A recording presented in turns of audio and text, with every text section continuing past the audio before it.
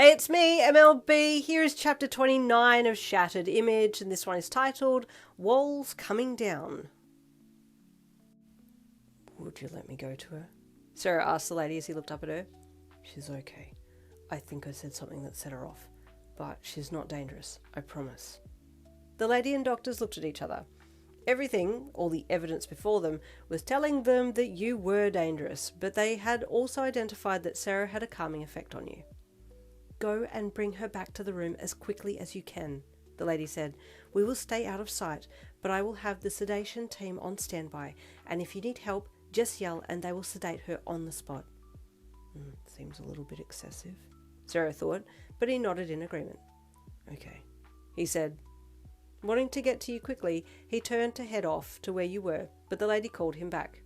I need the iPad. Probably best that you don't have it on you when you get to her. Otherwise, she will know we can track her, she said. Oh, good point, he replied as he turned around to hand it back to her. I know roughly where she is anyway. Okay, good luck, she said as Sero turned and walked off in the direction of the vending machine near the exit. As he walked, he thought about what he was going to say to you, but just decided that he should just go with the flow when he got there. There was no telling what kind of mood you would be in when he got to you, and especially if it had been him that set you off, you might not even want to see him, but he needed to do his best and bring you back before this got out of hand. They're handling her like a ticking time bomb, he thought as he walked. She's not that bad. With hands in pockets, he walked around the hospital until he entered the corridor that had the vending machine at the exit, and he half smirked as he approached it. What is with this girl and vending machines? He asked himself as he stopped in front of it and pretended to look at the drinks inside. Iced coffee, he said out loud. Yeah, I guess so. I'll get some since someone drank half of my other one. He smiled to himself when he said the line, and then stepped to the side of the vending machine and peeked around the back of it, his smile fading when he saw you curled up behind there, head on your knees. Hey, he said gently. Bad timing, I know. But do you want an iced coffee? No, you said into your knees. Did you want some of mine then? He offered. Go away, you said sadly. Why? He asked as he sat down beside the vending machine and leaned his back against it, sitting adjacent to you. I don't know, but I just don't want you here, you replied honestly. Well, was it something I said before? He asked. What did I say that made you run like that? I don't know, you replied again, and he sighed gently. He wasn't going to get through to you this time, he could feel it. He just remained silent for a bit, thinking to himself, and after a few minutes of silence, he suddenly looked to his left to see your hand on the floor beside him, and then your face peering around the corner, your watery red puffy eyes looking into his. Oh, hey, he said with a smile. You froze and then pulled yourself back behind the vending machine again. You okay? He asked as he leaned around the side of the vending machine to look at you. Don't look at me, you snapped, hiding your face from him. Sorry, he apologized, sitting back and just staring ahead at the hospital exit. Hey, we should head back to your room. Don't go, you said, as he looked back behind himself at the vending machine, but not looking around the corner of the vending machine at you. No, I'm not going anywhere, he said to the side wall of the machine. But we should go back to your room, together. They're probably wondering where you are, especially after that chase, he added. How did you find me? You asked. Just find the closest vending machine, he joked. No, tell me, you said.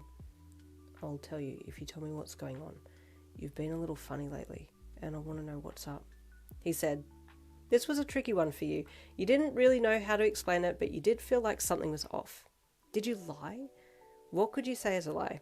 But then you knew that he would tell you the truth about how he found you, and if you broke his trust and he found out that you'd been lying to him, then that would be it. Sero, I don't know, you said with a sigh. All I know is that you treat me differently, and I'm not used to it, and I wish more people would treat me how you treat me, you said softly. He waited to see if you would say anything else, but you didn't. That's all, he asked. Well, yeah, for now, you said. Will you tell me more when you figure it out? What's going on? He asked. Yeah, you replied. You promise? He asked, glancing around the corner at you. I'm not going to do that cross my heart and give you the key thing, if that's what you're getting at, you said with a light, playful scowl. He laughed. Oh, come on, it's fun, he said, smiling at you. No, it's not. Now tell me how you found me, you demanded. They have a tracker on you. It's a hospital. They have it on everyone, he said. He wasn't exactly sure about that, but he didn't want you to feel like you were being singled out. So far, he had worked out that you didn't like being singled out or made to feel like you were worthless. You didn't like anyone to lie to you. You valued loyalty, and you're experiencing unconditional friendship for the first time, and you didn't quite know how to handle it. You looked at him. He was telling the truth, and you arced up a bit, intending to explode about the tracker, but then realised it wasn't his fault, and so you just let your anger out in a loud sigh. Okay, you said as you crawled out from behind the vending machine. Let's go. You stood up and extended your hand to him. He looked up at you and smiled, and then reached out and took your hand and let you pull him up to standing. Oh, hey, also you forgot this, he said, reaching his other hand out and using the hand that was being held by you. He used it to pry your hand open, and then he dropped an invisible item into your hand and beamed at you. It's the keys to your heart, he said cheekily. You immediately knew that he meant that cross your heart and give you the key thing, and you yanked your hand away and then kicked him. Idiot! You shouted at him, chasing him as he laughed and ran down the hall back in the direction of your room. When you got back there, the lady with the keys was standing there and unlocked the door for you to go back in. Please stay here, she said. You need to go for the scan soon. Can Sero be with me? You asked quickly. Yes, he can, she replied, looking at him. He smiled and nodded. Okay, thank you.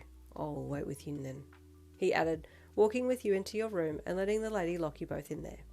As soon as you two had entered, Aizawa suddenly appeared and approached the lady at the door.